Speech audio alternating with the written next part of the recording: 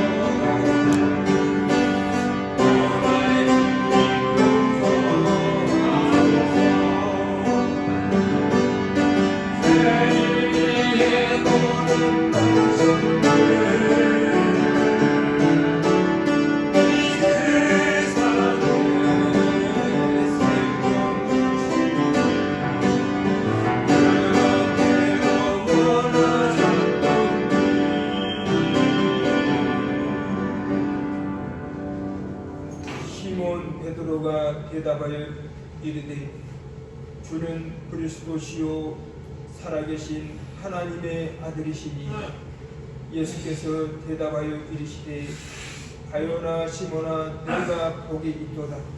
이를 내게 알게 하려는 혈육이 아니요 하늘에 계신 내 아버지시니라. 또 내가 내게 이르노니 너는 베드로라. 내가 이 반석 위에 내 교회를 세우리니 음부의 권세가 이기지 못하리라. 내가 천국 열쇠를 내게 주리니 내가 땅에서 무엇이든지 매면 하늘에서도 매일 것이요 내가 땅에서 무엇이든지 풀면 하늘에서도 풀리리라. 아멘. 할렐루야. 은혜와 사랑이 충만하신 아버지 하나님, 저희들은 이 세상에 태어나기 이전부터 죄로 물든 죄인들이었을 뿐만 아니라 이 세상에 태어나면서도 죄의 본성에 이끌려서 말할 수 없는 죄와 허물을 범한 큰 죄인들입니다. 이러한 죄 때문에 하나님의 진노의 심판을 당할 수밖에 없었던 저희들이었사오나 하나님께서는 우리들을 불쌍히 여겨주시고 은혜를 베풀으시어서 우리 구주 예수 그리스도의 피 흘려 희생제물이 되어주심으로 우리의 죄값을 다 치러주셨고, 예수께서 우리의 죄값을 다 치러주심으로 우리는 구원받아 천국 백성 하나님의 귀한 자녀 되게 해주신 이 은총을 너무나도 감사를 드리옵고, 이렇게 크신 은총을 베풀어 주신 아버지 하나님 앞에 오늘도 주일 예배로서 우리 주 예수 이름으로 모여서 예배를 드리며 영광을 드리오니 주님께서 기뻐 받아주시기를 원합니다. 우리의 언약 심사를 시간 성령께서 주장해 주시고, 이 시간에도 은혜의 문, 예배의 문을 열어주시고 응답의 문을 열어주시기를 원합니다. 치료의 문도 열어주시고 회복의 문도 열어주시고 인생의 문도 열어주옵소서. 승승장구의 문도 열어주심으로 인하여서 우리들의 일상에서 일어나는 모든 일들이 주의 뜻대로 이루어지게 하시고 아버지 하나님께 영광되는 귀한 역사가 있게 하여 주시기를 원합니다. 이 시간에도 비록 함께하지 못했지만은 각 가정에서라도 하나님께 예비하는 주님의 귀한 성도님들도 다 기억해 주시고 하나님께서 한결같은 은총으로 은혜를 베풀어 주시고 영광을 거두어 주시옵소서. 이 시간에 전국 곳곳에 세계 곳곳에 우리 주 예수님의 이름으로 모여서 예배드리는 교회마다 곳곳마다 함께 해주시고 은혜 베풀어 주시고 영광 거두어 주시기를 원하옵고, 이 모든 말씀을 우리를 위해서 피 흘러 생해 주시고 부활하신 그리스도 예수님의 이름으로 기도 올리옵나이다. 아멘. 사도신경을 통해서 우리의 신앙을 주님께 고백하도록 하겠습니다. 나는 전능하신 아버지 하나님 천지의 창조주를 믿습니다. 나는 그의 유일하신 아들 우리 주 예수 그리스도를 믿습니다. 그는 성령으로 잉태되어 동정녀 마리아에게서 나시고 본디오 빌라도에게 고난을 받아 십자가에 못 박혀 죽으시고 장사된 지 사흘 만에 죽은 자 가운데서 다시 살아나셨으니 하늘에 오르시어 전능하신 아버지 하나님 우편에 앉아 계시다가 거기로부터 살아있는 자와 죽은 자를 심판하러 오십니다. 나는 성령을 믿으며 거룩한 공교회와 성도의 교제와 죄를 용서받는 것과 몸의 부활과 영생을 믿습니다. 아멘. 찬송 드리겠습니다. 635장 주님께서 가르쳐 주신 완전부결한 태도로 찬송을 드리겠습니다. Oh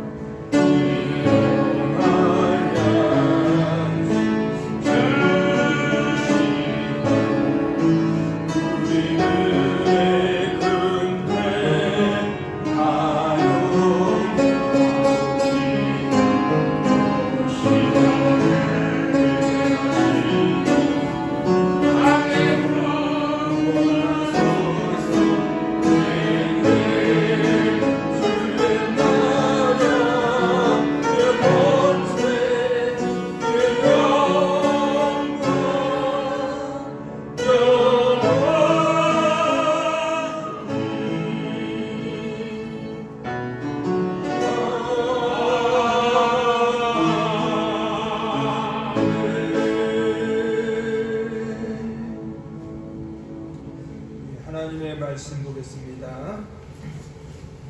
출애굽기 25장 말씀을 볼 텐데요. 오늘은 23절부터 보겠습니다.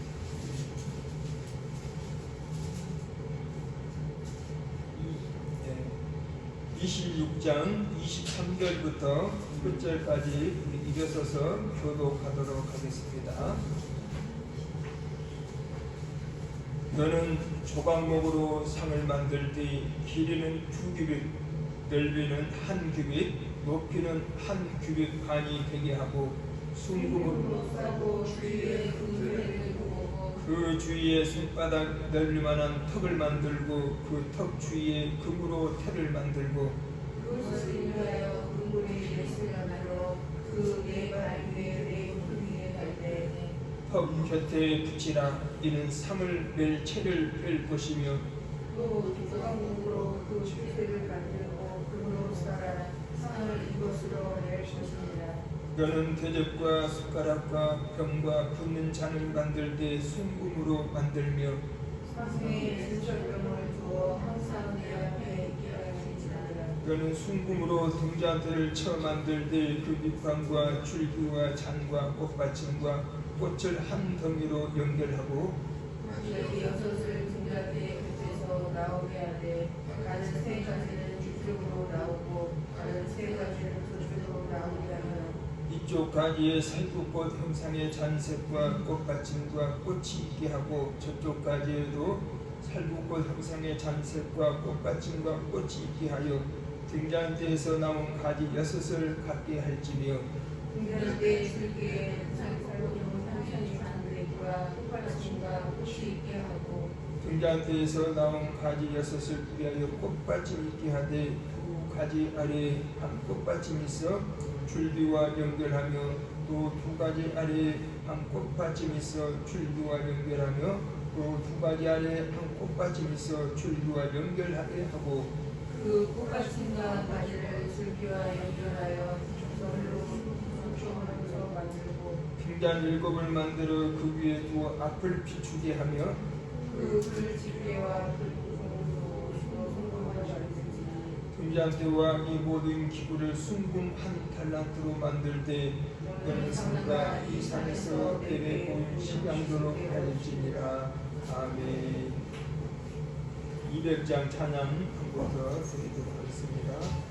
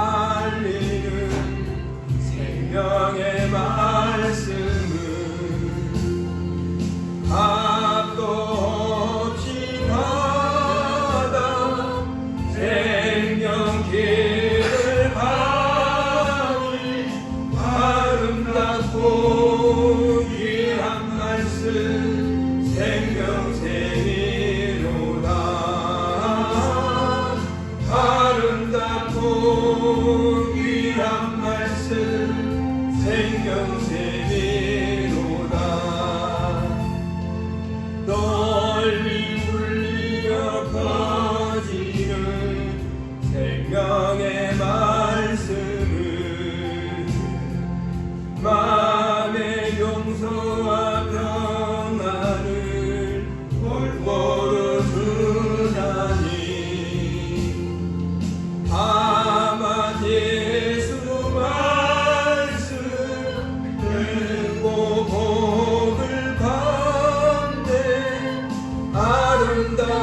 아름답고 귀한 말씀 생명새내로다.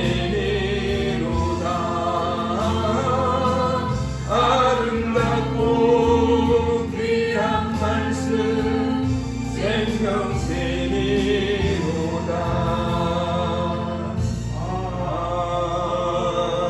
아멘.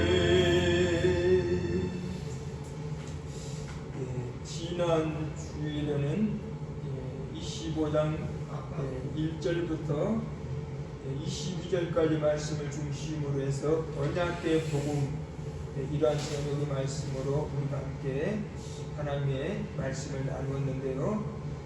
이 언약궤는 성막에 보면은 가장 깊은 지성소에 안치하는 제일 중요한, 모든 성구가 다 중요하지만은 그 중에서도 최고로 중요한 그 성구인 것을 우리가 알게 됩니다. 그리고 거기에서 하나님께서 죄인을 대표로 한 모세를 만나 주시는 장소이고, 그리고 이 언약궤는 법궤와 속죄소 두 개의 성구로 이루어진 하나의 성구가 되겠는데, 바로 이 증거궤 안에는, 법궤 안에는 하나님의 율법이 담겨 있고, 그 율법을 궤를 덮고 있는 속죄소, 그래서 하나님의 공의를 완전히 만족시켜 주신 예수 그리스도의 그 희생의 그 은혜를 우리가 발견했고요. 오늘은 이어서 이제 떡상과 등잔대에 대한 기부의 등잔대를 우리가 이제 볼 수가 있는데, 이 떡상과 등잔대는 바로 성소에 이제 안치를 하게 됩니다. 그래서 그 성막을 우리가 공부하다 보면은 방이 두 개가 있거든요. 지성소와 성소가 있는데, 이 성소에는 세 개의 성구가 안치되게 됩니다. 떡상과 그리고 등대, 그리고 우리가 읽지는 않았지만 이 분향단이라는 또 성구가 하나 있는데, 이 세 개의 그 성구를 이제 성소에다가 이제 안치해서 이제 제사장들이 하나님께 이제 그 예배를 이제 사역을 하게 된 것을 볼 수가 있거든요. 그래서 오늘은 성소의 성구를 우리가 한번 살펴보면서 떡상과 등대, 분향단이라는 세 개의 성구를 한번 살펴보면서 제목을 이렇게 한번 정해 보았습니다. 떡상과 등대와 분향단 복음. 좀 제목이 좀 길지만 한번 따라서 해보실까요? 떡상과 등대와 분향단 복음. 분향단 복음. 이제 분향단은 이제 어디에 나오냐면은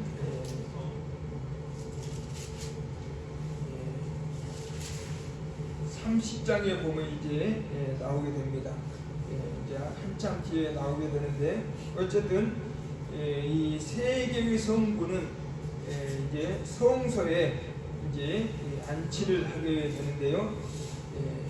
그러니까 성막을 다시 한번 우리가 연상을 해볼 때, 성막은 일단 이 당시에는 그 광야 생활을 하고 있었던 그런 상황이었기 때문에 이제 하나님께서 휴식기를 줄 때에는 어디에 자리를 잡고 거기에 이제 진도 치고 천막도 치고 또 성소도 거기에다 딱 설치를 해서 이제 그 성전 사역을 하는 모습을 볼 수가 있는데요. 일단 당시에 이스라엘 백성들이 광야 생활을 했기 때문에 거의 사막 지역이 아니겠습니까? 그래서 이제 구름 기둥으로 인도하시다가 하나님께서 또 뜻이 계실 때에는 어느 곳에 딱 구름이 멈추게 하십니다. 구름이 딱 멈추면은 하나님께서 이곳에서 우리를 좀 쉬게 하시는구나. 그래서 거기서 이제 텐트를 쳐서 이게 임시로 이제 생활을 하게 되는데, 그때 이제 그 광야에다가 이제 성막도 설치를 해야 되잖아요. 그럼 이제 다 이제 이것을 만들어 놓은 이스라엘 백성들은 거기에 이제 다 이제 그 뜰 주변에다가 또 이렇게 뜰도 이렇게 만들고 거기에 이제 들어가는 입구문도 만들고 그래서 이제 성막 안으로 딱 들어가다 보면 마당이 하나가 있는데 그 마당 한 가운데에는 이제 그 번제단이라는 성구가 있습니다. 번제단. 이 번제단은 바로 우리를 위해서 희생 제물이 되어진 예수 그리스도의 모형이거든요. 번제단에서 이제 하나님 앞에 번제를 드리게 되는데, 예를 들어서 백성 중에서 한 명이 죄를 지었고 그리고 그 죄가 이제 깨달아져서 하나님 앞에 죄 용서를 받아야 되겠다라고 이제 결단을 했을 때에는 내가 죽어야 되는데 내 대신 죽어줄 희생 짐승이 필요합니다. 그래서 뭐 양이나 염소나 깨끗한 그런 짐승 한 마리 잡아와가지고 제사장 앞에 와서 제사장에게 이제 죄를 고백하면서 그 희생 되어야 할 그 짐승에다가 손을 얹죠. 그러면서 내 죄가 이 짐승으로 다 이제 전가시키는 의식입니다. 그리고 이제 그 짐승이 사람의 죄를 대신 짊어져 가지고 거기서 이제 죽음을 당하는 거죠. 그래서 죄인인 사람 입장에서 볼 때에는 저 짐승이 나의 죄 때문에 대신 죽는구나, 이제 그렇게 이제 인식을 하게 되겠죠. 그럼 그 짐승은 사람의 죄를 대신해서 이제 죽습니다. 그리고 이제 그 피를 거기에다가 번제단에다 바르고 그리고 그 짐승을 태워가지고 하나님 앞에 이제 드리는 건데, 이것이 이제 예수님의 십자가 피의 사건으로 이제 이것이 이제 완성이 되는 거죠. 그래서 번제단은 우리를 위해 우리 죄 때문에 죽어주신 예수 그리스도를 보여주고 있고, 또 조금 더 앞으로 나아가다 보면 이제 물두멍이라는 큰 세수대야가 있습니다. 물을 담아놓은 세수대야가 있는데, 거기에서 이제 제사장들이 그 성전 사역을 할 때 손을 씻는 그러한 성구가 되겠죠. 거기는 이제 우리의 자범죄를 한없이 용서하시는 예수 그리스도의 모습을 볼 수가 있고, 그리고 이제 방이 하나가 있는데 그 방문을 딱 들어가다 보면 바로 거기 성소가 있거든요. 거기에 이제 분향단이 있고 등대가 있고 떡상이 있는 거죠. 또 그 방을 지나서 하나 더 들어가게 되면 거기가 이제 지성소가 있는데 거기가 이제 언약궤가 안치되어 있는 그런 방이거든요. 일단 이런 상황인데, 성소에 있는 이 떡상과 등대와 분향단, 그런데 이제 오늘 본문의 말씀을 보니까 23절부터 30절까지는 떡상을 만들 재료와 구조에 대해서 하나님께서 지시하신 그런 내용이죠. 그런데 이제 이거를 좀 아주 딱딱하고 글씨로 보면 잘 이해가 안 되는데 언젠가 한번 제가 보여드릴 텐데요. 그 제가 가지고 있는 아마 모형이 있을 겁니다. 그림이, 큰 그림이 있을 텐데 그거 보면 금방 이해가 됩니다. 저런 모양이구나. 그럼 이 떡이 과연 무엇을 가리키는가?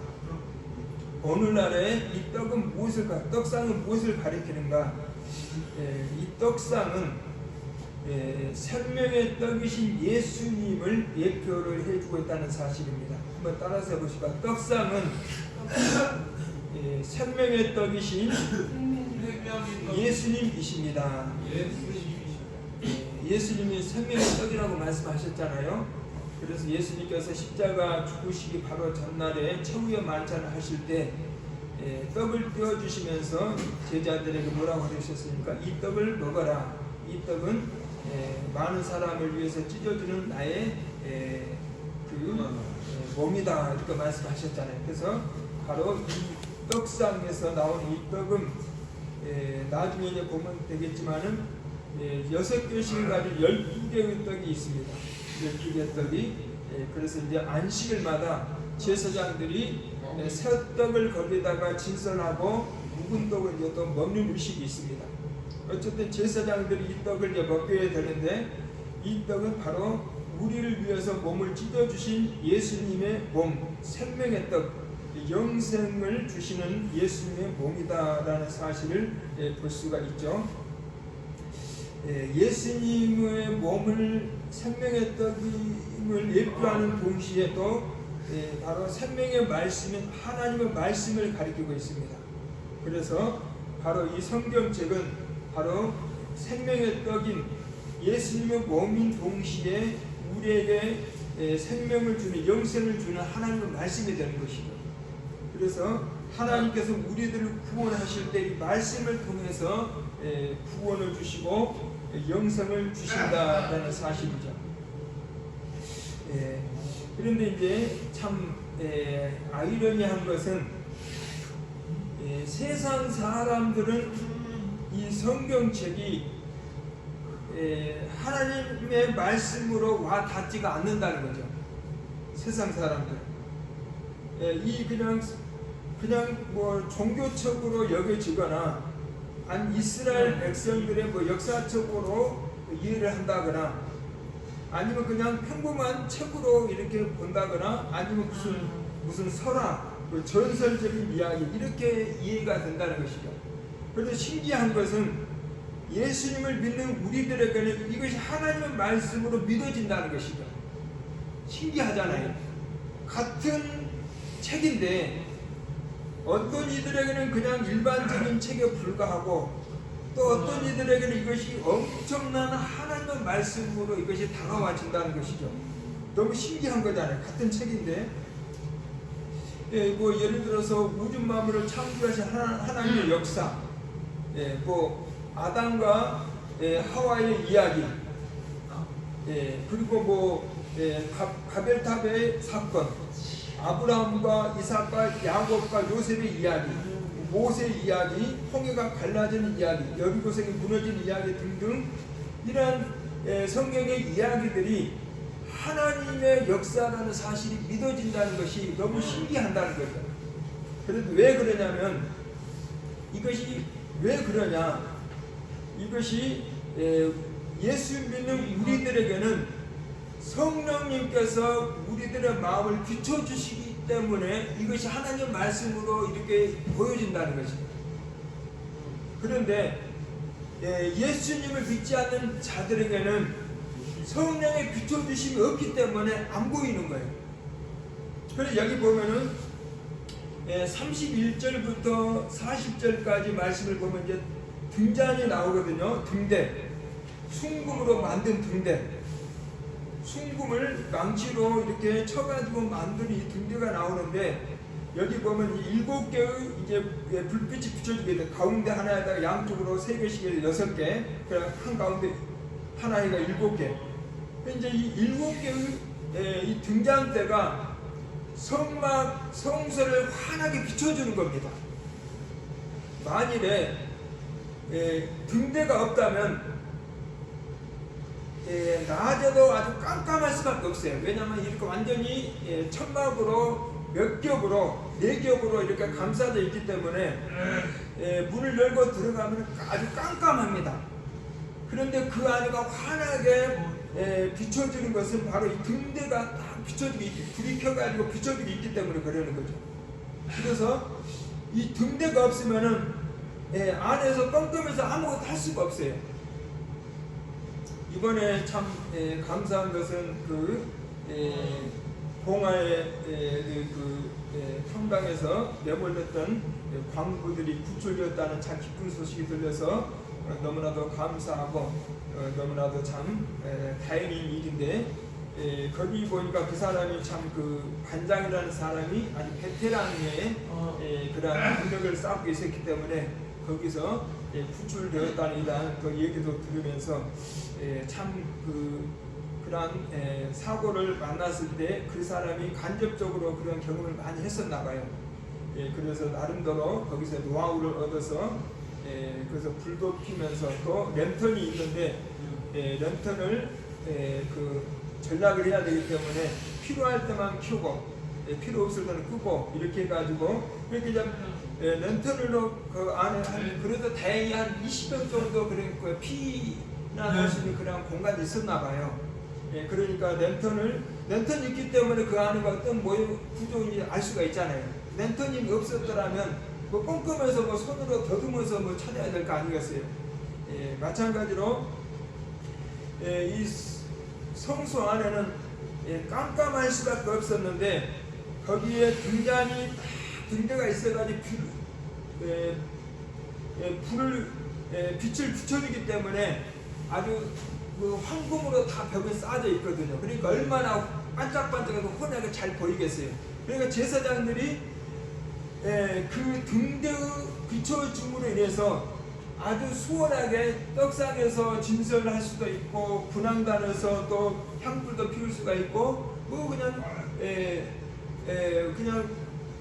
불편 없이 할 수가 있는 거죠. 그런데 여기에서 이 등대는 바로 뭐냐? 등대는 바로 성령의 조명하심, 성령의 깨닫게 해주심, 성령의 비춰주심, 이런 의미가 있습니다. 한번 따라서 해보실까요? 등대는 성령의 조명하심입니다. 그러니까 등대가 쫙 비춰지니까 보이잖아요. 마찬가지로 우리의 심령을 성령님께서 딱 비춰주시니까 이 책이 하나님 말씀으로 믿어지는 거예요. 만일에 우리 마음을 성령께서 비춰주지 아니하신다면 이것이 하나님 말씀으로 다가오지가 않는 거예요. 이 정말 생명의 말씀인데, 그래서 성령께서 비춰주시니까 이거 하나님 말씀으로 보이는 거예요. 그리고 예수가 하나님의 사실이 믿어지는 거예요. 그래서 고린도전서 12장 3절에 성령이 아니고서는 예수님을 주시라 고백이 안 된다는 거죠. 그러니까 우리가 예수님을 나의 구주라고 고백을 했다는 것 자체가 이미 성령님께서 우리 심령을 비춰주셨기 때문에 이것이 가능하다는 것이죠. 시몬 베드로도 그랬잖아요. 주님은 그리스도 살아계신 하나님의 아들이십니다. 그랬더니 예수님께서 기뻐하시면서 바요하시면서 내가 보겠다. 이것을 내게 알겠니는 혈육이 아니라 하늘에 계신 내 아버지십니다. 하나님께서 그렇게 깨닫게 해주시니까 예수님이 구세주라는 것을 알게 된다는 것이죠. 요한복음 1장 12절 13절에도 영접하는 자 곧 그 이름 믿는 자들 하나님의 자녀가 되는 권세를 주셔서 이를 혈통으로 한 육적으로 사람의 뜻으로 나지 아니하고 오직 하나님께로부터 난 자들이니라. 하나님께로부터 난 자들. 그래서 하나님께로부터 나온 자들은 예수님이 우리의 구세주라는 사실이 믿어지게 되고 이 성경책이 하나님의 말씀이라는 사실이 믿어진다는 것입니다. 저는 언제부터 이 성경책이 하나님 말씀으로 믿어졌느냐면 저는 언제부터인지는 모르지만 그냥 자연스럽게 성경책이 하나님 말씀으로 그냥 믿어졌어요. 저는 감사하게도. 중간에 예수님을 믿었던 사람들은 나중에 복음 전도를 통해서 복음을 깨닫고 이제 이것이 하나님 말씀이라는 사실이 믿어지기도 하는데 여러분들은 어떤 경우인지 모르겠지만은 저 같은 경우에는 일단 글씨를 학교 다니기도 글씨를 그러니까 어머니 등에 엎어서부터 뭐 아마 9살이나 됐을까요? 어머니 등에 엎었으니까 어머니 등에 엎어서부터 교회를 다녔으니까 뭐 자연스럽게 하나님이 계신다는 그때부터 알게 된 거예요. 그래서 그때 어린 마음에도 깨닫는 것이 하나님이 하늘에 계시는구나, 천국이 있구나, 이 사실이 그냥 믿어지는 거예요. 그리고 언제부터 모르지만 자기는 이 성경이 그냥 하나님 말씀 그냥 믿어졌어요. 저 같은 경우는 이게 뭐냐면은 제가 그렇게 한 것이 아니라 성령님께서 비춰주셨기 때문에, 성령님께서 조명해 주셨기 때문에, 비춰주셨기 때문에, 깨닫게 해주셨기 때문에 가능하다는 것이죠. 예수님이 하나님이라는 사실, 구세주라는 사실도 성령님께서 믿어주셨기 때문에 그래서 바로 이 떡상에서 성전 사역을 하는 하나님의 백성들이 떡상 성전사역하는 제사장들이 거기서 수월하게 사역을 할 수 있었던 것은 바로 등대의 역할 때문에 가능했다라는 사실을 우리가 볼 수가 있습니다. 그리고 또 그 바로 옆에는 한 가운데는 이제 분향단이라는 성부가 또 거기 안치가 되게 되는데, 이 분향단은 또 무엇이냐면은 우리를 위해서 중보 기도하고 계시는 예수님의 모습을 보여주고 있습니다. 한번 따라서 해보실까요? 분향단은 우리를 위해서 중보하시는 예수님의 기도. 분향단이 향불을 피우는 것이거든요. 이 분향단을 세상 종교에서는 이제 그 이방신의 향불 피우고 또 사람들 그 장례식 때 향불 피우고 제사할 때 향불 피우는 걸 하는 것이 이 분향단에서 어떻게 보면 그거를 변질시켰다고 이제 볼 수가 있습니다. 원래 하나님 앞에 피우는 건데, 그런데 이것도 다 예수님의 십자가 피를 희생하시고 완성이 되어버렸어요. 이것도. 그래서 지금 그런 거 할 필요가 없는 거죠. 예수님 딱 믿으면 다 해결이 되는 거죠. 하나로 통합이 되어버린 거죠. 그래서 이 기도, 이제 이것은 쉽게 말하면 기도인데, 분향단은 기도인데, 기도도 내가 막 내 의지로 하는 것이 아니라 성령님께서 인도하시는 기도가 진짜 기도예요. 성령님께서 인도하시는 기도. 성령님께서 인도하시는 기도는 왜 진짜냐면 하나님의 뜻이 담겨있는 기도이기 때문에 진짜 기도가 되고, 그 기도는 100% 응답이 되는 기도예요. 100% 응답이 되는 기도. 저 같은 경우에는 뭐 여러 가지 그 응답도 받은 케이스가 있지만은 제가 이상한 질병으로 죽어가고 있을 때 그 하나님께서 은혜를 주셔가지고 너는 왜 나를 찾지 않느냐 그 음성 딱 주시는 순간, 하나님 앞에 가면은 내가 살겠다. 그리고 나서 그때부터 교회를 다니면서 하나님 앞에 내 병 고쳐달라고 기도했는데 이제 그 하나님께서 깨끗하게 고쳐주셨잖아요. 그러니까 그런 기도는 그냥 하나님의 뜻이 담겨있는 기도가 되는 거죠.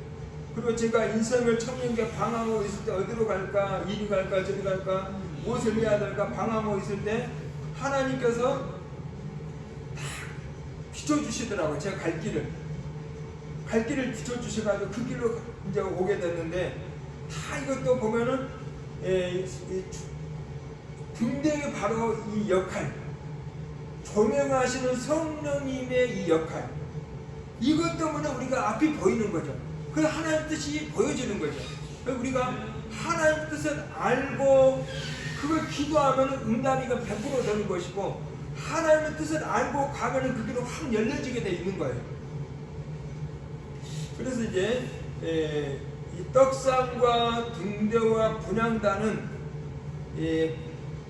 각각 그 고유의 기능이 있지만은 또 이 세 개가 서로 또 상호 보완하면서 서로 협동하는 그런 관계가 되는 거죠.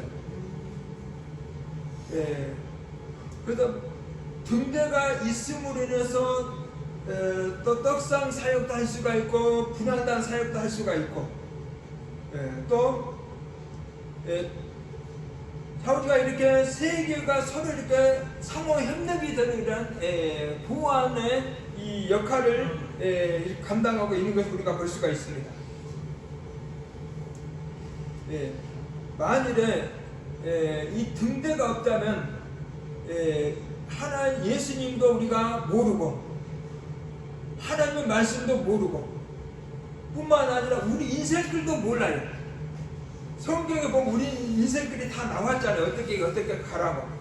또 우리가 방황하고 있을 때 이렇게 해야 될까 저렇게 해야 하고 방황하고 있을 때 하나님 말씀이 어떻게 하라고 또 다 가르쳐주고 있는, 사실 다 가르쳐주고 있는데 우리가 모르는 수가 있어요. 그럼 나중에 기도하다 보니까 다 깨달아지는 거죠. 성경 어디 보니까 그 말씀이 있구나. 그대로 하면 되는 것이죠. 그래서 순종하면 되는 거예요. 다 순종하면 되는 거예요. 그런데 이제 만일에 이걸 깨닫고 나서도 순종을 하지 않으면 괜히 이제 헛탕을 치는 경우가 많죠. 헛걸음하는 경우가 많고 헛고생하는 경우가 많죠. 그 순종하면은 우리도 좋고 하나님도 기뻐하시고, 그런데 그거를 비춰주시는 이 역할이 바로 성령님의 역할이라는 거죠. 성령님의 역할. 성령의 역할이 얼마나 중요한지 한번 우리가 찬양으로 드리고 말씀 나누도록 하겠습니다. 195장인데요.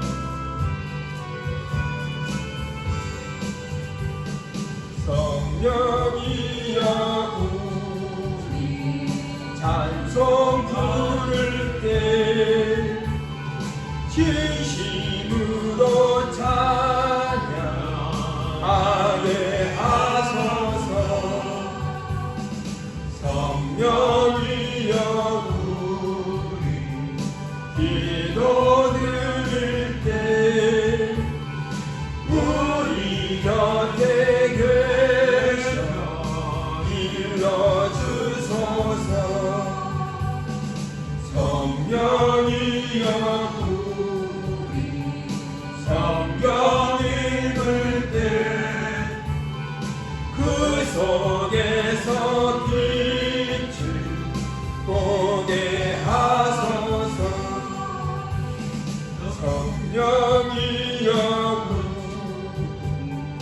전도할 때에 지혜로운 말씀 주시옵소서. 성령이여 겸손해져서 우리 주와 같이 되게 하소서.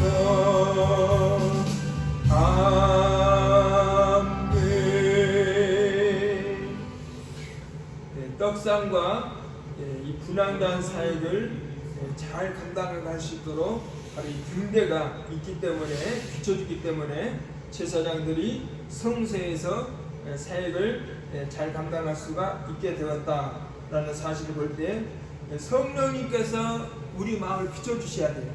그래서 예수님이 바로 구원의 하나님이시고 이 성경책이 하나님 말씀이고 또 우리의 인생을 인도하시는, 보여주시는 분이 바로 성령님이시라는 사실, 우리가 분명히 깨달아야 된다는 사실이죠.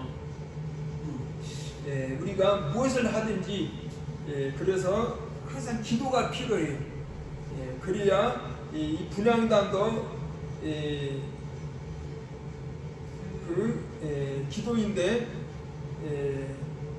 우리가 일상생활 하면서 이 세상에서도 우리가 살아가는 모습을 이제 우리가 깨닫게 될 때 이 기도를 통해서 하나님께서 딱 또 가르쳐 주시잖아요. 그래서 우리는 중요한 결정을 할 때에는 꼭 기도를 통해서 성령님의 조명하심을 우리가 받고, 이거 성령께서 조명하시면 하나님 뜻이라는 것이 깨달아지는 거예요. 예를 들어서 제가 이제 그런 그 간증이 몇 개가 있는데 딱 하나만 말씀을 드린다면, 저희가 그 요양원을 이제 이전을 하려고 할 때 정말 참 마땅치가 않더라고요. 뭐 적은 자본 가지고 요양원을 이전해야 되는데 참 그때 제가 우리 교회 식구들에게도 이제 기도를 요청을 드렸었고, 우리가 합심도 기도하면서 했는데 이제 어떻게 해서 어느 건물을 봤는데 그 건물이 탁 와 닿는 거예요. 딱 보는 순간 이 자리다. 보는 순간 딱 들어와서 살펴보는 순간 하나님께서 예배 주신 건물이 바로 이것이구나라는 확신이 딱 서는 거예요. 그래서 그냥 계약을 해버렸잖아요. 그래서 그냥 계약을 먼저 막 집어, 그럼 무조건 하나님 뜻이라면은 사실 제가 그렇게 대범한 사람은 아니거든요. 저도 굉장히 어떤 때는 막 꼰치꼰치 따지고 계산하고 뭐 그런 성격인데, 어떤 때는 하나님께서 딱 보여줄 때는 확신이 될 때는 그냥 뭐 고민 안 하고 막 해버려요. 왜냐, 하나님 뜻인데 뭐 고민할 거 뭐가 있겠어요. 그래가지고 지금까지 운영하면서 뭐 여러모로 유익이 되고 있는데 참 그러니까 하나님의 성령님께서 깨닫게 해주시면 막 그게 확신이 되는 거죠. 확신이 되는 거예요. 우리가 인생 살다 보면 그럴 때가 있어요. 뭐 아주 중요한 결정을 할 때 이걸 막 계산해보고 이성적으로 따져보고 그러잖아요. 근데 성령님께서 확신을 주시면 뭐 그럴 필요도 없어요. 그냥 뭐 계약해버리면 되는 거예요. 그러니까 그러기 위해서는 먼저 기도를 해야 되겠죠. 그래서 떡상과 이 등대와 이 분향단이 한 성소 안에 이렇게 딱 이렇게 안치가 되어 있는 거죠. 그래서 사실 우리가 신앙생활을 아주 쉽게 하는 방법, 성령님의 조명하심을 받고 하면 아주 쉬워요. 어떤 사람은 예수님이 하나님의 사실 믿어지지가 않아가지고 아주 힘쓰고 애쓰는 사람들도 있는데 우리는 그냥 믿어지잖아요. 신기하게도. 얼마나 감사해요. 그냥 믿어지잖아요. 너무 쉽잖아요. 어떤 사람들이 성경책이 하나님의 말씀으로 믿어지지 않아가지고 뭐 고민하면서 이거 믿어보려고 다른 거 영을 쓰고 힘써봐도 안 되는데 우리는 그냥 믿어지잖아요. 얼마나 감사해요. 이거 바로 성령님의 역사하심기 때문에 그러는 거예요. 성령님의 역사하심. 기도도 마찬가지예요. 기도도 그 인간의 힘으로 하려면 얼마나 힘들어요. 성령님께서 다 이렇게 막 인도하시고 얼마나 기도가 아주 막 힘이 나고 아주 막 기분이 막 시원하고 얼마나 감사한지 몰라요. 그래서 우리는 이 성령의 조명하심이 진짜 중요하다. 성령의 조명하심, 성령의 비추어 주심, 성령님께서 가르쳐 주시면 얼마나 감사합니까? 그래서 우리는 성령님의 조명하심을 받으려면 분향단이 있던 것처럼 기도해야 되는 것입니다. 그리고 또 우리가 계속해서 우리의 또 생명의 힘을 또 우리가 유지하기 위해서는 또 떡상이 필요한 거예요. 그래서 하나님의 말씀과 성령님의 역사와 기도, 이게 세 개가 우리에게는 항상 이것이 우리에게는 충만하게 있어야 된다는 것입니다. 항상 이거 유지가 돼 있어야 돼요. 그러면 우리는 신앙생활도 아주 쉽게 할 수가 있고 또 우리는 사명도 아주 쉽게 감당할 수가 있고 또 우리는 인생도 아주 쉽게 우리는 살아갈 수가 있는 거예요. 왜냐? 하나님께서 함께 하시고 하나님의 뜻이니까. 하나님의 뜻이니까. 그래서 우리는 성령님의 조명하심을 받고 늘 하나님의 말씀 따라 살고 또 성령의 조명하심으로 우리는 기도하고 그래서 우리는 하나님의 말씀을 통해서 우리의 영적인 새 힘을 얻고 먹어야 사람이 살잖아요. 먹어야. 사람은 먹지 않으면 죽게 돼 있어요. 이번에 광부들이 그 매몰 현장에서 뭘 먹고 살았나 했더니 커피 그 믹스 그거 먹고 살았다잖아요. 그거 먹고 물도 떨어지는 물 마시고 사람 먹어야 돼. 바로 이것이 하나님 말씀이에요. 우리는 하나님 말씀을 먹어야 사는 거죠. 물론 영생의 말씀이지만 우리의 생명을 우리 영생을 계속해서 우리가 힘을 공급받으려면 이 하나님 말씀을 자꾸 대해야 된다는 것입니다. 그래서 우리는 성령의 조명하심으로 하나님 말씀 먹고 힘을 얻어서 또 우리는 성령의 조명하심을 기도해서 하나님의 뜻을 발견하고 그래서 우리 신앙생활도 하나님의 뜻대로 우리 인생도 하나님의 뜻대로 살아가는 우리 모두가 되시기를 우리 주님의 이름으로 축원합니다. 할렐루야. 아버지 하나님 감사합니다. 오늘은 성막론을 통해서 바로 성소 안에 있는 떡상과 등대와 그리고 이 분향단에 대해서 말씀을 나누었습니다. 바로 이 깜깜한 성전 안에 성소 안에 등대가 있기 때문에 등대로 인해서 제사장들이 성전에서 사역을 원만하게 감당해 드려서 보게 될 때 아버지 하나님 저희들이 성령의 조명하심으로 늘 비춰주옵소서. 그래서 예수가 바로 구원의 하나님이라는 사실, 또한 성경 말씀이 하나님의 말씀이라는 사실, 그리고 또 기도를 통해서 성령께서 조명해 주심으로 기도를 통해서 하나님의 뜻을 발견하고 이렇게 해서 우리 인생을 살아갈 때 우리 신앙생활도 성공할 수가 있고 인생도 성공할 수 있사오니 성령의 조명하시고 우리의 심령을 비춰주셔서 하나님의 뜻 따라 살아갈 수 있는 우리 모두가 될 수 있도록 역사하여 주옵소서. 감사드렸고 우리를 위해서 피 흘려 주신 우리 주 예수님의 이름으로 기도 올리옵나이다. 아멘.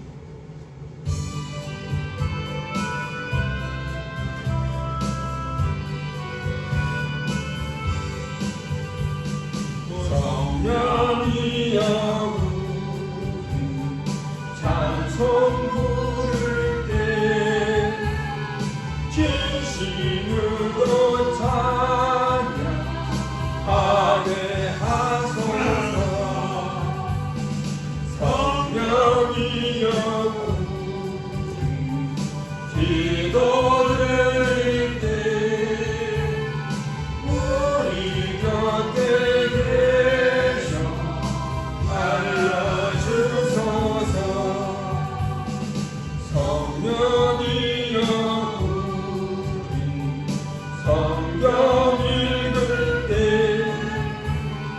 그 속에서 빛을 보게 하소서. 성령이여 우리 전도할 때에 지혜로운 말씀 주시옵소서. 성령이여 우리 겸손해져서 우리 저와 같이 되게 하소서. 성령이여 우리 찬송 부를 때 진심으로 찬양하게 하소서. 성령이여 우리 기도 드릴 때 우리 곁에 계셔 일러주소서. 우리 하나님 앞에 이 시간에 기도합시다. 우리가 이 시간에 기도할 때 늘 우리의 심령 속에 하나님의 말씀이 충만하고 또 기도가 충만하고 성령 은혜가 충만하게 해달라고 기도하시고 우리가 신앙생활 할 때에나 또 사명을 감당할 때에나 우리 인생을 살아갈 때 늘 성령님께서 우리의 심령을 비춰주셔서 하나님의 뜻을 발견하고 그 길로 갈 수 있도록 위해서 기도해 주시고요. 두 번째로는 이태원 희생자들과 희생자들을 이를 그 유가족들을 위해서 그들의 심령 속에 하나님의 위로가 함께 달라고 기도해 주시고 세 번째로는 우리 교회 식구들 가운데 이런저런 질병과 장애로 인해서 힘든 그런 분들이 있습니다. 그런 분들을 위해서 빨리 치료의 은혜를 베풀어 주셔서 정상적인 몸이 되어서 하나님께 주신 사명을 잘 감당할 수 있도록 위해서 우리 기도해 주시길 바라겠습니다. 할렐루야. 아버지 하나님 은혜와 사랑을 감사드립니다. 오늘은 성막의 기도 가운데 떡상과 등대와 분향단에 대해서 말씀을 나눴습니다. 생명의 떡이신 예수님, 생명의 말씀인 생명의 떡인 하나님의 말씀, 그리고 우리를 위해서 충고 기도하고 계시는 예수 그리스도의 기도, 그리고 우리의 기도, 바로 성령님의 조명하심이 되셔야만이 우리가 이 모든 것을 깨닫고 알 수가 있사오니 아버지 하나님이시여 성령님의 조명하심으로 저희의 심령을 비춰 주옵소서. 성령의 조명하심으로 인하여서 저희들의 심령을 비춰주심으로 하나님을 더 알게 도와주시고 하나님 말씀에 더 깨달아지게 도와주시고 하나님 말씀 속에 있는 우리들의 신앙의 길과 인생의 길을 밝히 깨달아 순종하시는 저희들의 삶이 되시도록 주님 역사하여 주옵소서. 우리의 신앙생활과 우리의 또한 주어진 사명과 우리들의 인생의 길이 바로 성령의 조명하심으로 밝히 알아 하나님의 뜻을 따라갈 수 있는 저희들 되게 도와주시고 늘 기도하면서 성령의 조명하심을 깨달아 하나님의 뜻을 따라가며 살아가시는 저희 모두가 되시도록 주님이여 은총을 더하여 주시기를 원합니다. 아버지 하나님이여 지난번에 참으로 우리 국민에게 안타까운 사건이 사고가 터져서 참으로 마음이 슬픕니다. 주님이여 저 희생자들을 잃은 그 유가족들 얼마나 마음이 괴롭겠습니까? 주님이여 저들이 마음을 풀 곳이 없을 때 하나님의 도가 함께해 주시기 원합니다. 저들의 그 슬픈 마음속에 하나님의 도가 함께해 주셔서 하나님을 찾게 도와주시고 하나님 앞에 나옴으로 말미암아 저희들 심령이 위로받고 치유받을 수 있도록 은총을 베풀어 주시고 주일 때 이 민족에 더 이상 그러한 안타까운 대형 참사가 일어나지 아니하도록 주님께서 지켜주시고 보호하여 주시기를 원합니다. 아버지 하나님 또한 바라옵기는 우리 교회 식구들 가운데 질병과 장애로 인하여서 어려움을 겪고 있는 이들이 있사오니 주님이여 불쌍히 주시고 은혜를 베풀어 주옵소서. 주여 예수가 천칭에 맞아 그러셨습니다. 예수가 주여 우리의 질병 때문에 천칭에 맞으셨고 우리의 죄악 때문에 우리의 생각과 피흘릴 생제물이 되으셨사오니 주여 피흘릴 생제물이 되어주시고 채찍에 맞으신 주의 심으로 우리의 모든 질병도 깨끗하게 고쳐 주옵소서. 위암도 주의 심으로 치료해주시고 직장도 주의 심으로 고쳐주시고 뇌경색과 뇌출혈도 주의 심으로 고쳐주시고 우울증도 주의 심으로 고쳐주시고 허기질환도 주의 심으로 고쳐주시고 허리 아픔도 주의 심으로 고쳐주시고 모든 병을 채찍에 맞아주신 주의 심으로 깨끗하게 고쳐 주옵소서. 예수가 채찍에 맞음으로 우리가 치유받았습니다. 할렐루야 믿사옵고 우리 구주 예수님의 이름으로 기도 올리옵나이다. 아멘. 아버지 하나님 이 시간에도 예물을 드리오니 주님 기뻐 받아주시고 이 예물이 비록 지금은 작사오나 하나님 은혜로 말미암아 500년 역사가 나타나서 우리 교회가 이 지역사회와 함께하며 소통하며 선한 일에 힘쓰며 그의 향으로 말미암아 주였을 때 복음과 기독교 제사함을 힘있게 감당할 수 있도록 주 역사하여 주옵소서. 주여 주의 귀한 백성들의 가정과 사업에도 하나님의 은총이 하나님의 인도하심과 하나님의 도시 함께해 주시기를 원합니다. 모든 것을 우리 주께 맡겼고 우리 주 예수님의 이름으로 기도 올리옵나이다. 아멘. 이제는 우리 주 예수 그리스도의 크신 은혜와 아버지 하나님의 극진하신 사랑과 성령님의 인도 역사 충만하심이 오늘도 주일예배로서 영광 돌리는 주님의 귀한 백성들 거리거리 위에와 그들의 가정과 사업과 생업과 범사에 그리고 한국교회와 이 나라 민족의 영원토록 함께 있기를 우리 주 예수 이름으로 축원하옵나이다. 아멘.